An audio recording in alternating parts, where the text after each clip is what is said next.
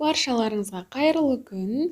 Мен бүгін сіздермен мясо по-французски деп аталатын, духовкада пісіп шығатын, ерекше, бір жағынан пирогқа да ұқсайтын тағамның рецептісімен бөлісетін боламын. Менімен бірге болып, видеоны соңына дейін көріңіздер. Сіздерге ұнайтынына сенімдімін.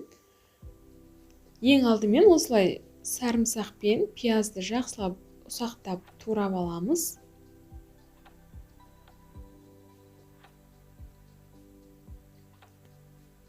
Фаршымыздың үстіне осы сарымсақ пен пиязды және дәмінен қарай қызыл, қара бұрыш және тұзды салып жақсылап араластырамыз. Өзіңіздің қалауыңыз бойынша түрлі дәмдеуіштер салсаңыз болады.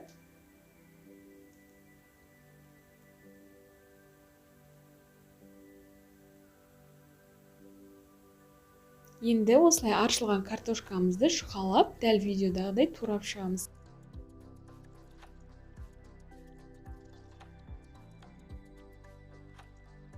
Дәл осылай помидордың да қатты жерлерін алып тастап, жұп-жұқа етіп, дәл осылай турап шығамыз.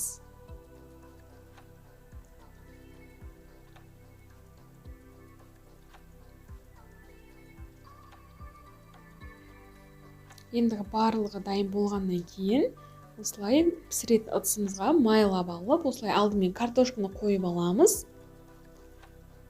Картошкадан кейін үстіне майонез жағып, оны жағып шығамыз жан-жағына.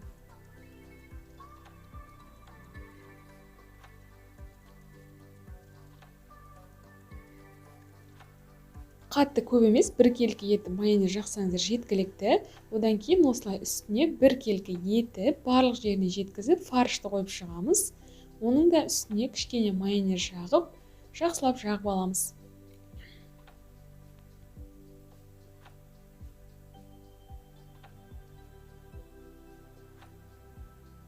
Үстіне қайтадан картопты қойып шығамыз.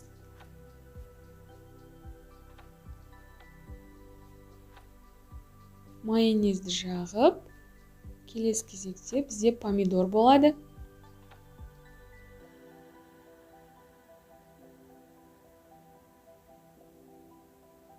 Картоптан кейін дәміне қарай кішкене тұз сеп қойсаңыздар болады. Осылай барлық жеріне бір келкі етіп, помидорды салып шығамыз. Тағы да бір рет тұз сеуіп шығамыз шым-шым.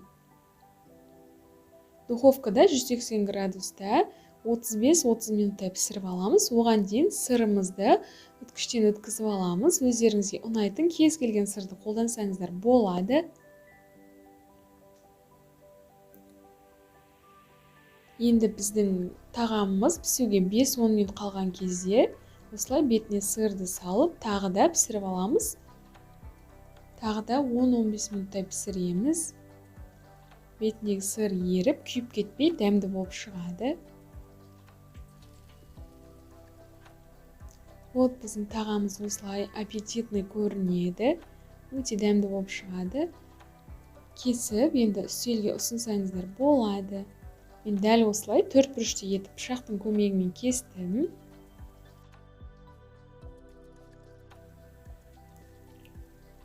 Егер сіздерге видео пайдалы болса, міндетті түрде менің каналыма тіркеліп алыңыздар. Басқа да видеолар жіберіп алмас үшін.